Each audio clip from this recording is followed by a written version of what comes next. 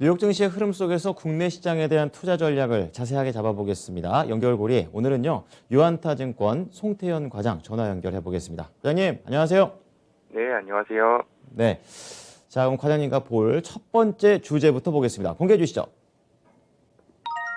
오늘 이 얘기 많이 나올 것 같습니다. 이 영국에서 첫 번째 오미크론 사망자가 발생했다라는 내용인데요. 조금 더 자세하게 들어보겠습니다, 과장님. 네, 말씀하신 것처럼 오늘 미국 시장에 대한 요약을 두 가지로 해볼 수 있는 게 하나가 오미크론이고 하나가 이제 FOMC 경계감 이렇게 두 개를 들 수가 있을 것 같습니다. 그중에 첫 번째 이슈 오미크론부터 말씀을 좀 드리게 되면요. 이 보리스 존스 총리가 런던의 한 백신 접종 의원을 방문한 자리에서 오미크론 변이 감염으로 인한 사망이 한 명 이상 확인됐다라는 이제 보도가 나오게 됐습니다. 지금 영국의 코로나19의 감염의 40%가 오미크론 변이에 관련된 부분이고, 그리고 이제 이 오미크론이 내일부터는 우세종이 될 것이다라는 전망이 함께 나오고 있는데요. 이 전날 신규 오미크론 변이 감염이 1239건이 보고되게 되면서 3000건이 넘어가게 되는 이 영국에서 급격하게 오미크론이 증가가 되고 있다라고 보시면 될 것 같습니다. 이 존스 총리는 이제 TV 중계를 하게 됐 TV 보도를 통해서 오미크론에 대한 해일이 오고 있다라고 이야기를 했고요. 오미크론의 변이에 대한 방어 강화를 위해서 백신 추가 접종을 크게 늘릴 것이다라고 이야기를 했습니다. 이 존스 총리는 성명을 통해서 18세 이상의 모든 국민들에게 추가 접종 완료 목표 시한을 원래 내년 1월 말까지였었는데 이달 말까지 앞당길 것이다라고 공표를 했던 부분이 있었었고요.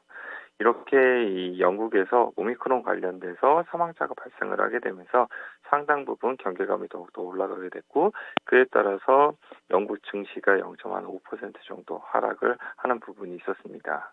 이 영국뿐만 아니라 이제 중국에서도 오미크론 관련돼서 확진자가 발생을 했다라는 뉴스 보도도 나왔던 부분이 있었는데요. 13일 로이터 통신은 이제 중국 북부 텐진시 당국에 이 첫 오미크론 변이에 감염된 환자가 확인이 되었다라고 뉴스 보도가 나왔고요. 이 환자 같은 경우에 지난 9일 해외에서 입국한 여행객이며 현재 병원에 격리 치료를 받고 있다는 것으로 알려져 있다라고 이야기를 했던 부분이 있었습니다. 이 중국 같은 경우에는 사실 이런 코로나 감염자가 발생을 하게 됐을 때 그 성 자체를 전수조사를 하게 되고 그리고 모두 통제가 들어가게 되는 그러한 점이 상당히 많았었기 때문에 만약 중국에서 이번에 또 오미크론이 발생을 하게 되고 이런 오미크론을 통해서 다시 한 번 더 폐쇄 정책이 나오게 됐을 때는 다시 한 번 더 공급망 부족 현상이라든지 이런 부분이 더욱더 심화될 수 있다. 이런 우려감도 확대가 되었다라고 보시면 될 것 같고요. 일단은 어제 오미크론 관련돼서 많이 우려감이 완화되고 있었었는데 이런 우려감이 다시 한 번 더 강화됐던 하루였다라고 보시면 될 것 같습니다. 네, 자 그렇다면 이제 오미크론과 관련된 우려가 커지게 되면서 시장에서는 헬스케어 관련된 종목들, 특히 백신주들의 흐름도 상당히 움직였었고 코로나 피해주들도 전반적으로 변동성을 보였던 하루가 되겠는데요. 자세하게 맥락 좀 짚어주십시오. 네, 일단은 먼저 피해주부터 말씀을 드리게 되면은 아무래도 항공주 같은 경우에는 좋을 수가 없기 때문에 항공주들이 일단 하락폭이 커졌던 부분이 있었습니다. 일단 이 미국의 그 US 글로벌 제트 ETF 같은 경우에는 한 3.6% 정도 하락이 나왔던 부분이 있었었고요. 아메리칸 에어라인 같은 경우에도 한 4.9% 그리고 유나이티드 항공 같은 경우에도 한 5% 정도의 하락이 나왔습니다. 그 외에도 이제 여행 관련된 이 크루즈 관련돼서 카니발 같은 경우에도 한 5% 정도 그리고 노르웨지안 이 크루즈 같은 경우에도 4%, 익스피디아도 한 3.5%, 에어비앤비도 한 5% 나오게 되면서 전반적으로 여행 관련된 종목들은 좋지 못했다라고 보시면 될 것 같고요. 이 유가 같은 경우에도 유가 자체의 하락률은 그렇게 크지는 않았지만 유가 관련된 종목들 같은 경우에는 하락폭을 좀 키웠던 부분이 있었습니다. 물론 오펙 월간 보고서를 보게 되면은 오미크론 변이종 관련돼서 세계 원유 시장에 미치는 영향은 당초 우려를 했던 것보다는 크지 않을 것이다. 그리고 올해와 내년 글로벌 원유 수요 및 공급 전망치는 기존과 같은 수준을 유지할 것이다라고 이야기를 하기는 했지만 일단 시장에서는 일단은 이 팔고 보자라고 대응을 했고요. 쉐보론 같은 경우에도 한 2% 정도의 하락, 엑스모빌도 한 2.2%, 뭐 할리버튼 같은 경우에 5%까지도 하락을 하게 되면서 하락폭을 좀 생각보다 많이 키웠다라고 보시면 될 것 같습니다. 반대로 이제 아까 말씀을 하신 것처럼 백신 관련된 종목들이 상당히 좋았던 흐름이 나왔었는데요. 화이자 같은 경우에는 2차까지는 오미크론 관련돼서 이러한 이제 항체가 살아남을 확률이 32분의 1밖에 안 된다는 이러한 이제 보도가 나오기는 했지만 3차까지 이제 부스터샷을 맞게 되었을 경우에 이러한 부분에 있어서 많은 효과를 볼 수 있다라는 이야기가 나왔던 부분이 있었었고요. 그리고 화이자 관련돼서 계속적으로 이러한 백신에 대한 이 소비가 계속 증가가 되고 있고 내년도도 이러한 흐름은 계속적으로 이어질 것이다라는 이제 강한 전망도 나오게 되면서 화이자가 한 4.6% 정도 상승이 나왔던 부분이 있었습니다. 그리고 바이오엔텍 같은 경우에도 한 7.8% 정도의 상승세가 이어졌고요. 모더나 같은 경우에는 한 5.7% 상승이 이뤄지게 되면서 백신 관련된 종목들이 보다 더 강세를 보였던 부분이 많았었다. 이렇게 보시면 될 것 같습니다. 자, 확실히 오미크론이 시장을 한번 깜짝 놀래킨 것 같은데 국내에서도 이제 백신 종목들 관련 종목도 있고 또 진단 키트도 있고 그렇습니다. 어떤 종목 연결해 볼까요? 아무래도 그 관련돼서 상징적인 종목을 변동성을 이용한 매매를 하시는 게 더욱더 좋지 않을까라고 생각이 되고 있습니다. 뭐 이러한 이슈가 있을 때마다 움직였었던 것이 시젠이었었고 시젠의 움직임 폭 자체가 관련된 종목들 중에서는 그리고 시가총액 큰 종목 중에서는 나쁘지 않았었기 때문에 그런 부분에 있어서 시젠 관심 있게 좀 보시면 되지 않을까라고 생각을 하고 있고요.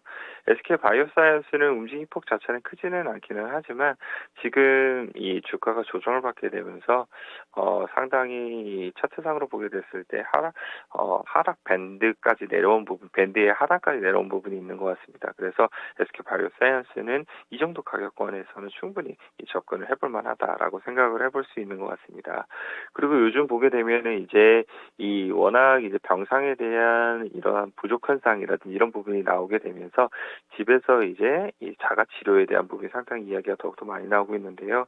이런 부분을 더욱더 자극을 시킬 수 있다라고 생각을 하고 있습니다.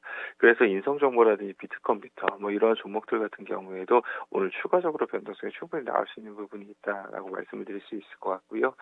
다만 이제 이런 관련된 종목들 같은 경우에는 이미 변동성이 어느 정도 이 바닥에서부터 시작을 해서 단순하게 버이는 홀드의 전략을 사용을 하시기에는 매우 위험할 수 있다라고 말씀을 드릴 수 있을 것 같습니다. 그래서 변동성을 이용한 매매 자신이 있으신 분들 같은 경우에는 뭐 계속적인 매매를 해보셨으면 좋을 것 같고요.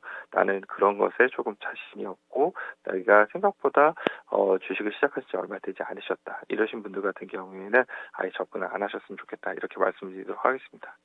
네, 자, 이 네 가지 종목은 고수의 영역인 것 같습니다. 자, 두 번째 연결고리 체크해 보겠습니다. 주제 공개해 주시죠.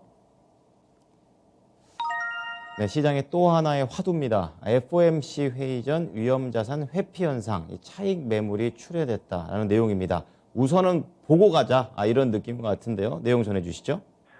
네, 사실 시장에 영향을 미쳤던 더욱더 큰 부분은 이 FOMC 회의에 대한 경계감이지 않나라고 생각이 되고 있습니다. 물론 FOMC 회의에서 더욱더 테이퍼링이 강화될 것이라는 뭐 전망은 이미 나오고 있었기 때문에 그런 부분 관련돼서 시장에서 어느 정도는 생각을 하고 있기는 하겠지만 그래도 막상 그 날이 다가오게 되고 그리고 불확실성이 있을 때에는 일단은 현금화로 대응을 하는 것이 보다 더 상식이지 않나라는 것을 어제 시장에서 잘 보여줬다라고 저는 생각을 하고 있습니다. 말씀을 드린 것처럼 14, 15일 날 FOMC 회의가 예정이 되어 있는 부분이 있고요. 뱅크 오브 아메리카에서는 미 연준이 12월 FOMC 회의를 통해서 월간 테이퍼링 관련된 속도를 월 150억 달러에서 300억 달러까지 이제 늘릴 수 있다라고 이야기를 하고 있습니다. 이렇게 되었을 경우에는 원래는 6월 달에 이제 이 테이퍼링이 종료가 되는 것인데 이 3월 달까지도 앞당겨질 수 있다라고 얘기를 하고 있고요. 금리 인상에 관련된 부분이 내년 6월에서 5월 달로 앞당겨질 수 있다라고 이야기를 하고 있습니다. 일단 이렇게 이제 금리 인상이라든지 이런 부분이 진행이 되게 됐을 때에는 성장주들이라든지 이러한 이제 관련된 종목들 같은 경우에 약세를 보일 수밖에 없는 부분이 있게 될 거고요. 그리고 투자자 같은 경우에는 지금 연준 위원들이 금리 전망치를 담은 점도표를 많은 부분 주시를 하고 있다라고 보시면 될 것 같습니다. 그래서 내년 이제 금리 인상 관련돼서 2회에 대한 목소리가 상당히 강하게 나오고 있고 많으면 3회에 대한 목소리도 나오고 있는데 이러한 부분이 이 미국의 연준 위원들 같은 경우에는 어떻게 생각을 하고 있는지 이런 부분도 한번 지켜보셨으면 좋겠다라고 말씀을 드리고 싶습니다. 그렇고 이러한 이제 현상이 나오다 보니까 어제 미국의 10년 국채 금리 같은 경우에는 오히려 빠지게 되면서 6bp 정도가 빠지게 됐고요. 1.42%가 이제 기록을 하게 됐습니다. 사실상 미국 10년 국채 금리가 하락을 하게 됐을 때 성장주들에 대해서는 상승이 나왔음에도 불구하고 어제 같은 경우에 대부분 이러한 이제 기술주라든지 아니면 반도체 관련된 종목들 그리고 성장주들이 대부분 하락을 보였었는데요. 이런 부분은 아까 말씀을 드린 것처럼 위험 자산에 대한 회피 현상이 다소 강하게 나왔던 부분이다라고 말씀을 드릴 수 있을 것 같고요. 그리고 현금화를 하기 위해서는 이렇게 많은 바닥에 있는 종목보다는 내가 어느 정도 수익이 나 있는 종목에서 매도가 나올 가능성이 상당히 높기 때문에 그런 부분에서 주가가 많이 상승이 나왔던 종목들이 오히려 하락폭이 조금 더 커졌던 부분이 있었다. 이렇게 보시면 될 것 같습니다. 그래서 대표적으로 이제 팡 관련된 종목에서는 애플이 계속 신고가를 갱신을 하고 있었었는데 오늘은 이제 팡에서 가장 많이 빠졌던 종목이 애플입니다. 한 2% 정도 하락이 나오게 됐고요. 필라델피아 반도체 지수를 보게 되면은 2.52%가 하락을 하게 되면서 지수임에도 불구하고 제법 이 하락폭이 컸다라고 보시면 될 것 같습니다. 그 중에서도 이제 엔비디아의 하락폭이 상당히 눈에 띄는데요. 엔비디아 같은 경우에 전일 시장에서 한 7% 정도 가까이 하락을 하게 되면서 메타버스 관련돼서 워낙 시장에서 많은 부분 오른 부분이 있었기 때문에 엔비디아의 하락폭이 조금 더 커졌던 부분이 있었다라고 보시면 될 것 같고요. 그 외에도 메타버스 관련된 종목으로 로블록스라든지 아니면 메타포트 같은 경우에도 한 3% 내외의 하락폭이 있었다라고 보시면 될 것 같습니다. 또 하나의 이제 성장주로 보게 되면은 이제 테슬라를 보게 될 수가 있을 텐데 이 테슬라 같은 경우에도 한 5% 정도 이제 하락이 나왔던 부분이 있었었는데요. 이 크레디트 스위스에서 이 전기차 침투율이 계속적으로 가속되고 있기는 하지만 이 전기차 섹터의 선구자인 테슬라가 10월 글로벌 점유율이 매우 참패를 했다라고 이야기를 하고 있습니다. 이 글로벌적으로 9월 달에 테슬라의 점유율이 27%였는데 10월 달 넘어가게 되면서 11%로 이런 부분이 많이 감소를 했다라는 부정적인 이제 이 보도도 나오게 되면서 상당 부분 테슬라의 조정폭 자체가 커졌다라고 보시면 될 것 같고요. 그 외에도 이제 비트코인 관련돼서 이 ETF인 비토 같은 경우에 한 4% 가까운 하락이 나오게 됐고요.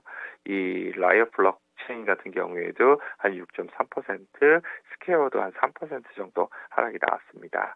그리고 마지막으로 어제 이제 밈 주식들의 하락폭이 상당히 커지게 되면서 눈에 띄는 부분이 있었었는데요. 대표적인 밈 주식인 게임스탑 같은 경우에도 한 14% 정도에 대한 하락이 나오게 됐고요. AMC 엔터테인먼트 같은 경우에도 15% 정도 하락이 나오게 되면서 위험자산 전반적으로 하락폭이 커졌다라고 보시면 될 것 같습니다. 시장에서 FOMC의 이런 광범위한 영향력을 볼 수가 있는 그런 상황입니다. 채권 시장에다가 밈 주식들 거기에 성장주까지 전체 다 영향을 받은 흐름인데요. 자, 그렇다면 국내에서는 이러한 전반적인 흐름과 관련해서 어떤 종목들하고 연결을 해봐야 될까요? 네, 아무래도 국내에서도 이러한 이제 성장주 혹은 이 주가의 상승률이 높았던 종목들은 계속적으로 차익에 대한 물량이 나올 수 있다라고 생각을 하고 있습니다. 요 근래 보게 되면 2차 전지라든지 메타버스라든지 아니면 NFT 관련된 종목들의 차익 매물이 계속적으로 발생을 하고 있는데요. 특히나 이제 코스닥 시장에서 기관들에 대한 이제 투신이라든지 사모 쪽에서 포트폴리오를 재조정하고 있는 부분이 상당히 많은 것 같습니다. 그래서 이 말씀을 드렸던 섹터에서 물량을 조절을 해서 바닥권에 있는 코스피 이 시장으로의 이제 섹터에 대해서 수급이 전환이 되고 있다. 포트폴리오 비중을 그런 낮은 섹터에 있는 종목들을 많이 키우고 있다라고 보시면 될 것 같고요. 어제 관련된 종목으로 대표적이었던 종목이 금호석유가 어제 한 6% 정도의 상승세가 나왔습니다. 이 관련돼서 이제 이 스프레드가 더욱더 확대가 되게 되면서 실적이 좋아질 수 있다. 이러한 부분이었었는데요. 사실상 그런 부분이 계속적으로 이야기가 나왔음에도 불구하고 어제 많은 이 상승이 나왔다는 것은 지금의 수급 자체가 이 컨셉이 위에 것을 많이 이제 팔아서 밑에 것 중에서 그래도 체력이 되고 수익이 어느 정도 실적이 나올 수 있을 만한 이러한 이제 종목군으로 이동을 하고 있기 때문이다라고 보시면 될 것 같고요. 이러한 관점에서 또 하나 이제 관심 있게 보실 수 있을 만한 종목이 삼양식품입니다. 이 삼양식품 같은 경우에는 라면 수출에 관련돼서 11월 달에 이미 최대 수출 금액을 넘어섰던 부분이 있었었고요. 이런 부분 자체가 12월 달에도 이어질 가능성이 상당히 높다는 점을 감안하게 되었을 때 삼양식품까지도 관심 있게 한번 보셨으면 좋겠다. 이렇게 말씀을 드리도록 하겠습니다. 네, 시장이 이렇게 불확실성을 띌 때는 결국에는 실적인 것 같습니다. 오늘 내용 잘 참고하겠습니다. 고맙습니다, 과장님. 네, 감사합니다. 네, 지금까지 유한타증권 송태영 과장과 함께한 연결고리였습니다.